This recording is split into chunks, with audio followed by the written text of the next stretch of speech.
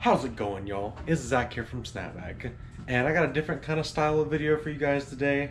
Me and Dinkmaster D have got these Yakgadget little boxes to put on our new Old Town Sportsman PDO 106.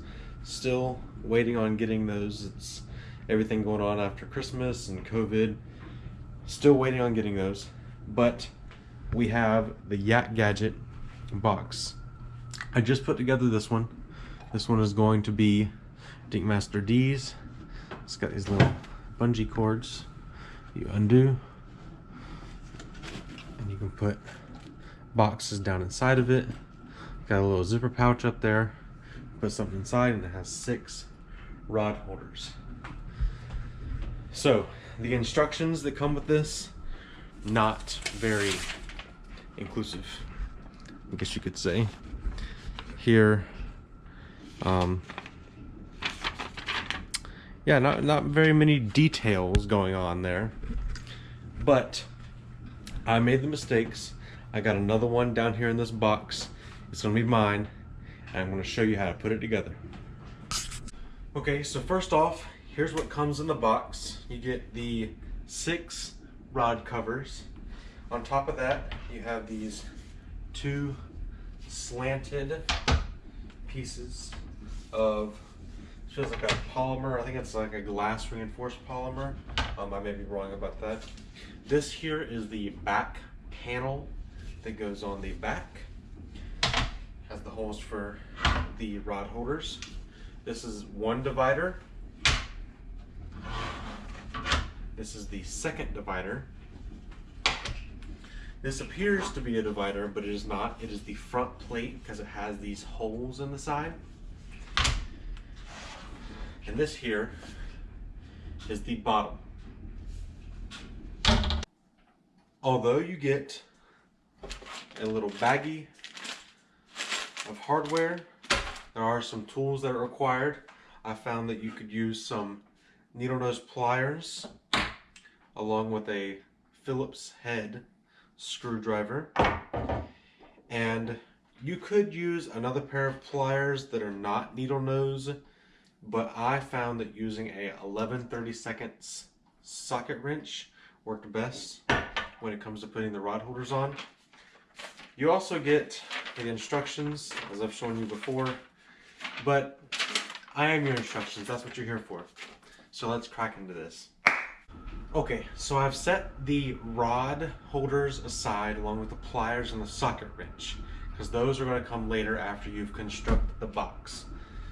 So you're going to need your screwdriver. Out of the hardware bag, you're going to need the 10 of these little polymer T things, whatever, you know what they look like.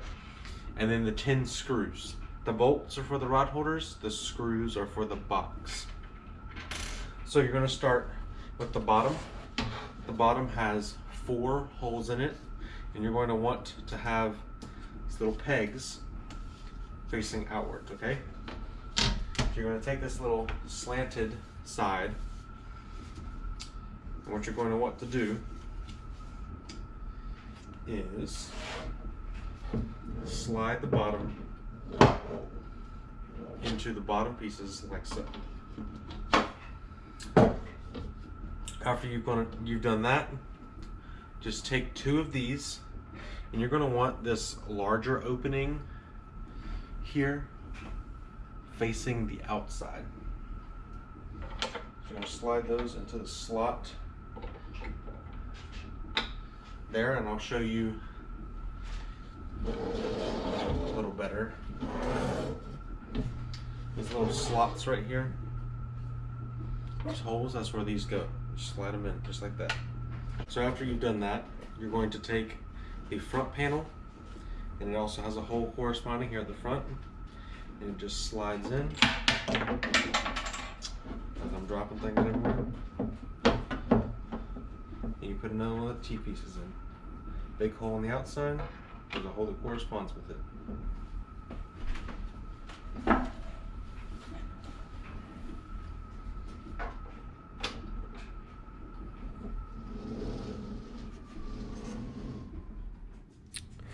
So I've now pulled over, got on the chest mount, kind of give you guys a better view.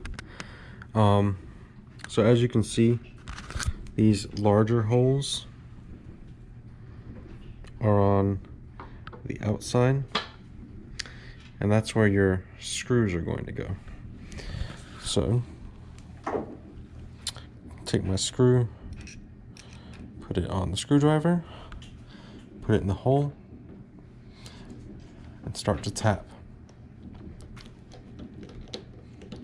I know that you would be tempted to use a drill, but you do not want to use a drill on plastic like this, because you can over tap the plastic and then you can break stuff.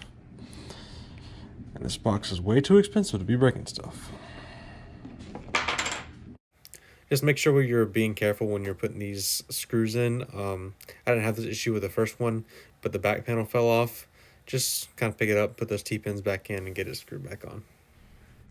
So the box fought me, but I now have a screw in each one of these 5 T-posts, and you're just going to copy that on the other side. So when I was making this the first time, I made the mistake of leaving the dividers out before I put the other side on. So make sure you don't make that mistake. Sorry, I went to go put the hoodie on. I got a little cold, but make sure you hit the like button below and leave a comment on what other things you'd like to see. I'm getting my new kayak soon, and I'll be doing a lot of videos about it. Alright, so I was just going to take a minute to pause the time lapse and talk to you guys about what I kind of do to get these rod holders on. If you ever put a rod holder on anything like this before, you know it's a pain in the tail. And I kind of figured out the best way to do it for me when I was making the other one. So I'm going to show you how I get the bolts in the rod holder the best. So for the top hole up here, the best way I know how is I just take the bolt, put it in the screwdriver, and just kind of fish it down in there. Okay, it's the easiest way. Top one is not a problem at all. Now when it comes to the bottom one, I'm not sure if you can see, but you have this hole on the outside. It's open on the bottom, and it's supposed to go through right there. The best way I found is if you take your bolt, put it in some needle nose pliers, if I can do it,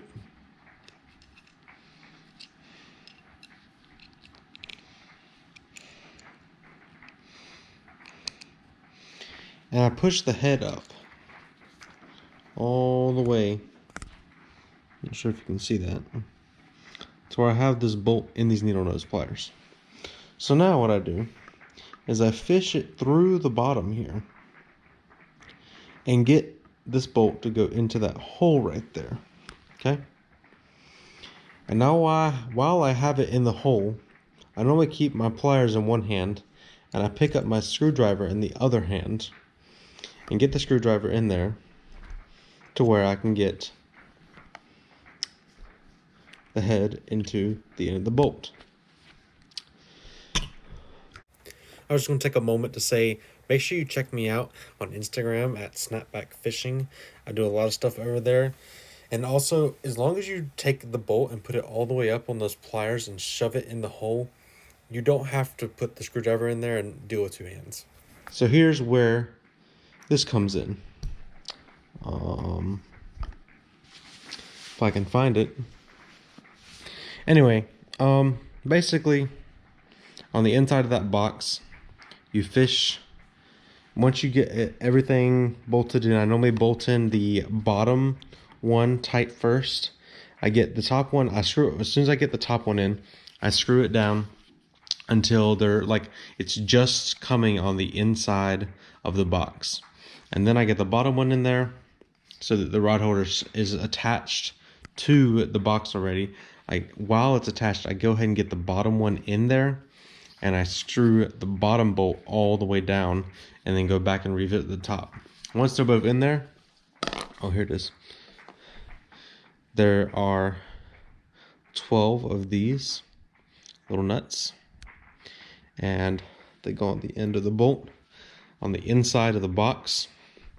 And honestly, if you just take another pair of pliers, these aren't really great for it. If you had some like non-needle nose and just kind of tighten it down a little bit more. First, I finger tighten it on the inside of the box, and I'll do like as far as I can turn with this little ratchet 2 or 3 times inside the box. You don't want to tighten it down too much, but it's just that extra security to make sure that these bolts don't come out whenever there's any banging or anything that's happening to that crate.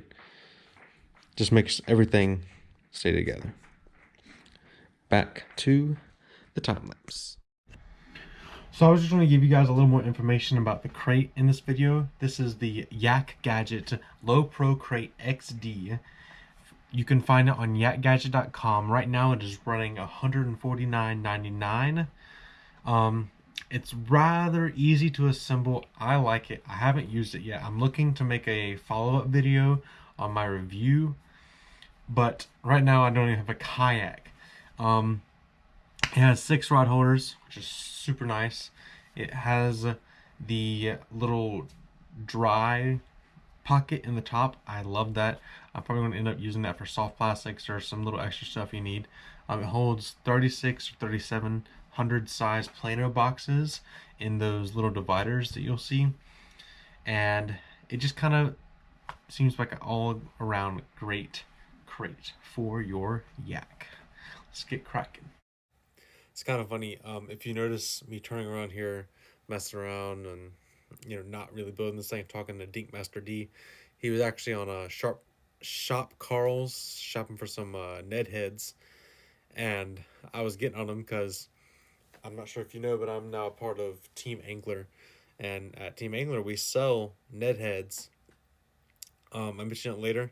Use code Snapback10 and you can save 10% at checkout. Their stuff might seem a little bit expensive at times, but you're getting the most quality out of all of the tungsten out there. If you've made it to the end of this video, I'd like to thank you for watching. I know this video got kind of messy. I'm going to try and do some voiceovers, make sure everything is fully explained. Make sure you check out True South, Biz Baits. Check out Angler Tungsten. Use Snapback10 at checkout. Make sure you click the subscribe button and leave a like on this video and let me know what you want to see next.